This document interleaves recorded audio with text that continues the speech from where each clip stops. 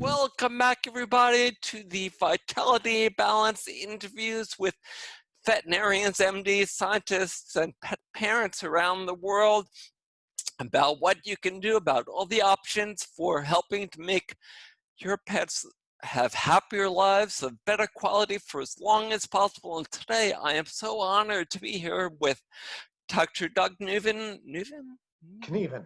Knueven. Oh my gosh, I'm sorry about that. That's close enough. Who's a veterinarian in Pennsylvania? Yes, Beaver, Pennsylvania. Beaver, Pennsylvania. Cool. The hotbed of holistic medicine, Beaver, Pennsylvania. And you would be it, right? You would be the center of it.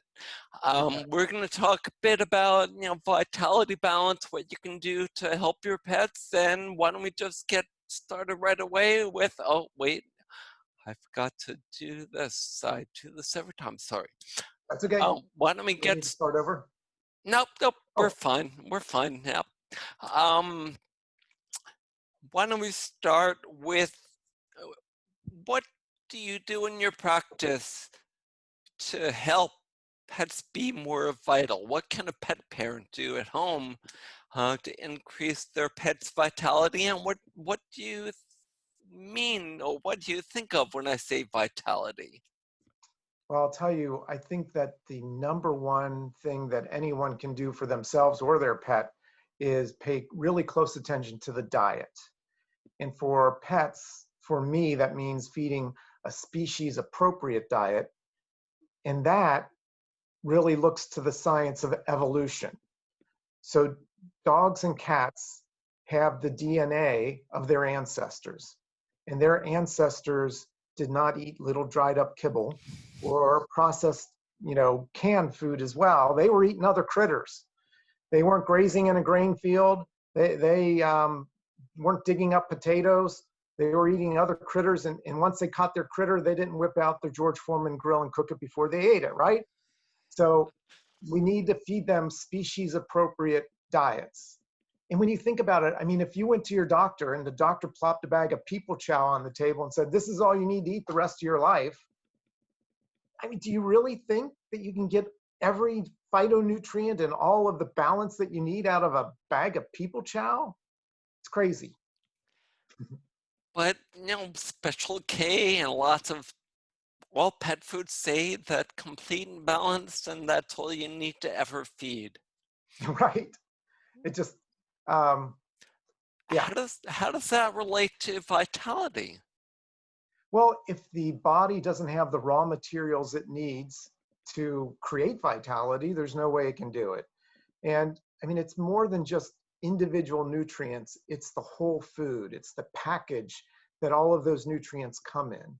And I mean, there's no single thing that is more powerful to the health and vitality to the terrain of the body than what you're feeding, because those phytochemicals, all of that are bathing the cells all the time, and that's what creates vitality.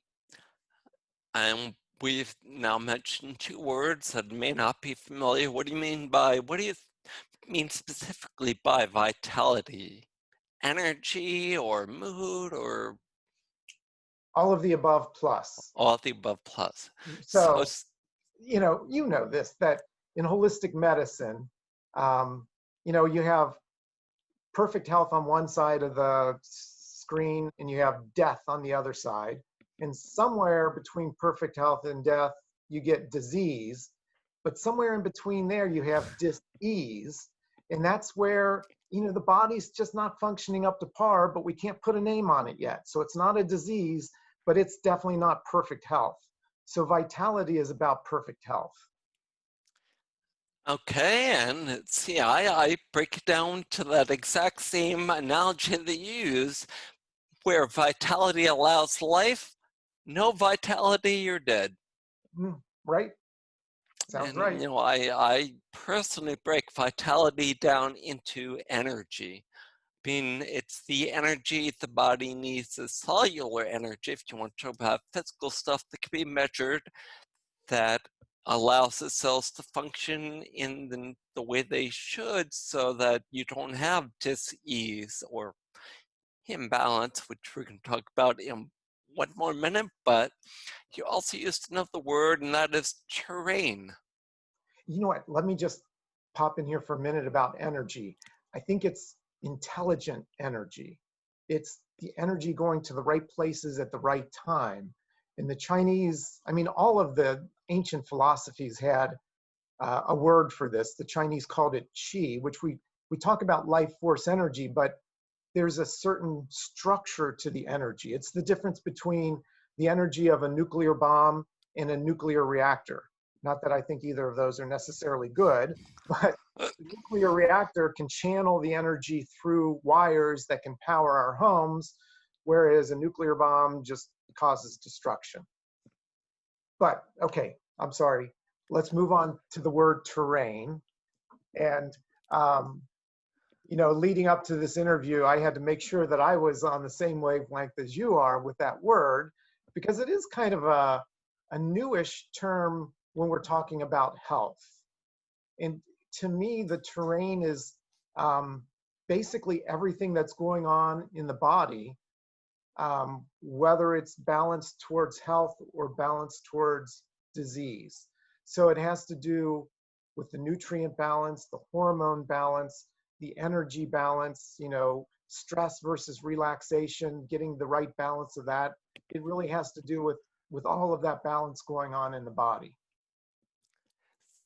So balance, I mean, that was going to be the next question about, your conception of balance. So balance is all the things that you mentioned. And you mentioned eating right as a way to increase both vitality and balance. Any other tips for improving or building and preserving vitality and balance? Well, I think a major hit to all of us, and especially to our pets, are toxins. So environmental toxins, toxins in the air, the water, toxins in the food, that some of them get created by the processing. And then vaccinations, flea and tick prevention, heartworm, all of these are stresses to the body systems. And I'm so glad you brought up stress because, I'm frequently talking about the stress and strain relationship where we're in a dynamic equilibrium where the body is in balance, but then you have some external factor like a toxin that causes, stress and the body reacts with symptoms of that imbalance, and that is the strain that we can see, again, either externally or internally. Um, so the toxins don't build vitality and balance, but avoiding them helps preserve vitality and balance, I think is Correct. what you're saying. Okay. Right. Any other ways that you can think of off the top of your head to build vitality and balance? You know, I really attribute a lot to the human animal bond. You know, I really think that the energy and vitality of the caregiver is going to be reflected in the pet.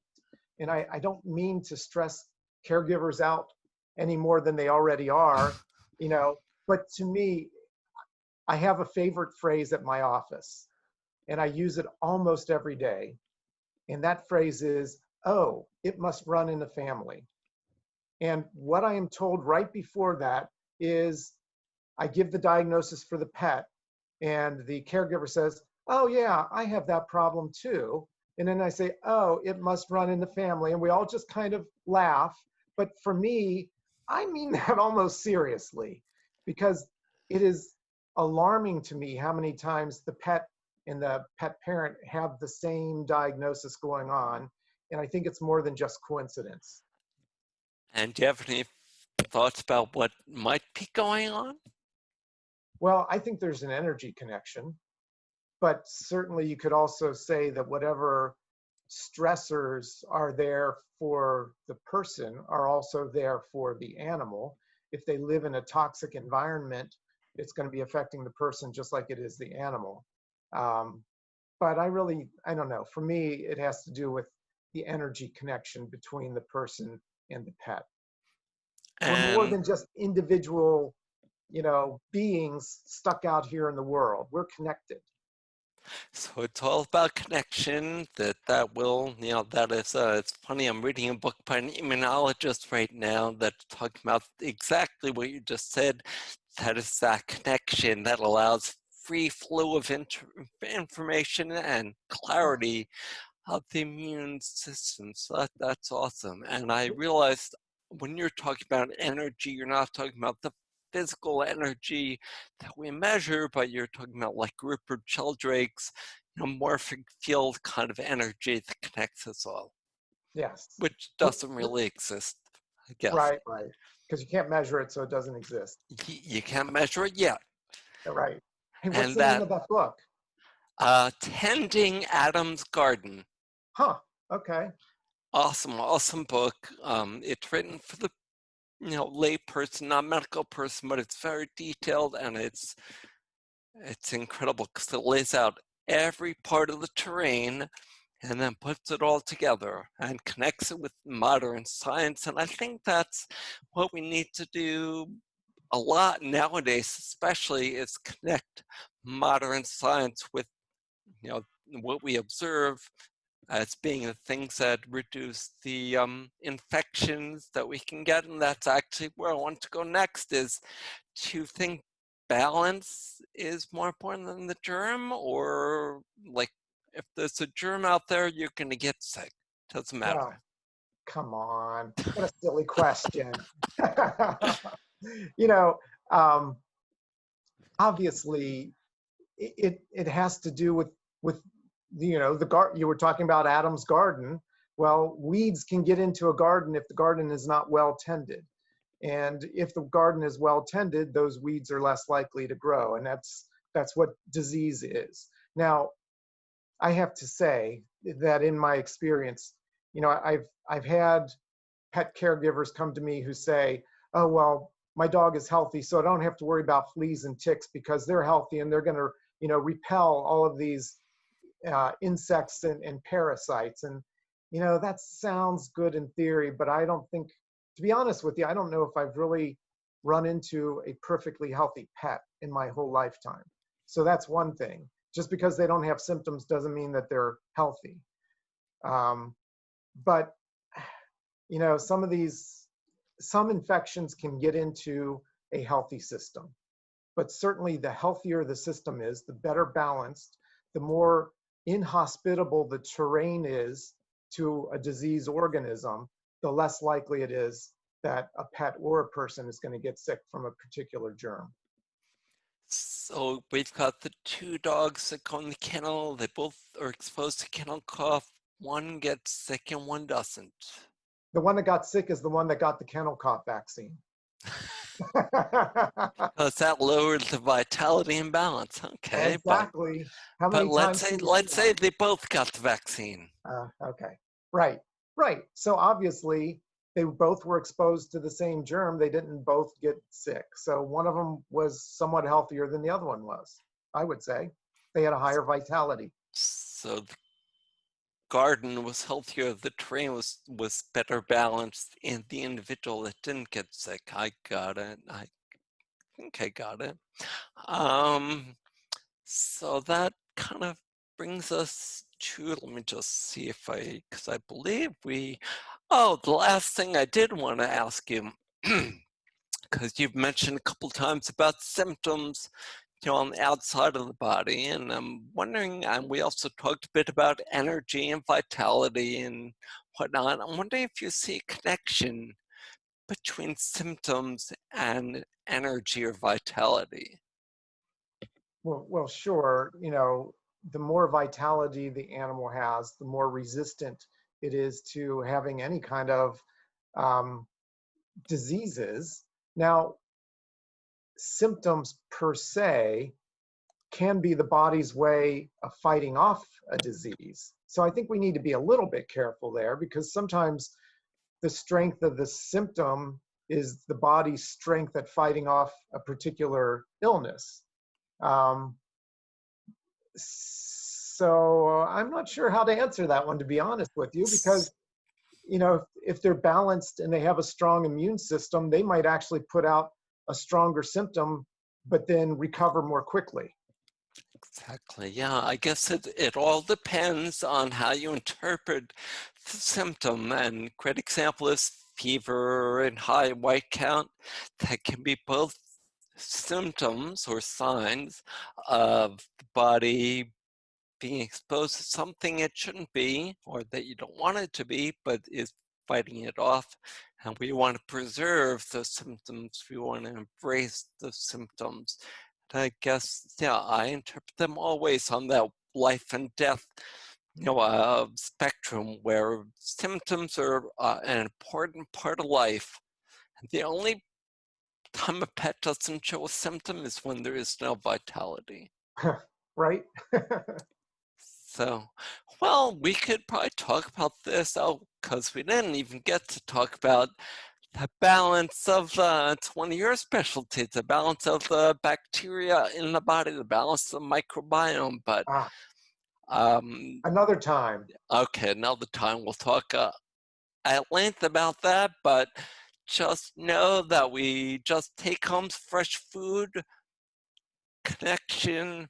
We didn't talk about things like exercise, what we know about the benefits of exercise and breathing fresh air, and especially avoiding toxins, things that can lower your vitality and worsen your balance. So thank you so much for being here, for taking your time. I really appreciate it, Dr. Knueven, and we will hopefully see you soon to discuss the microbiome. All So right. Sounds good. It's good to see you, bye-bye. Dr. Lyman. Thank Bye now. you.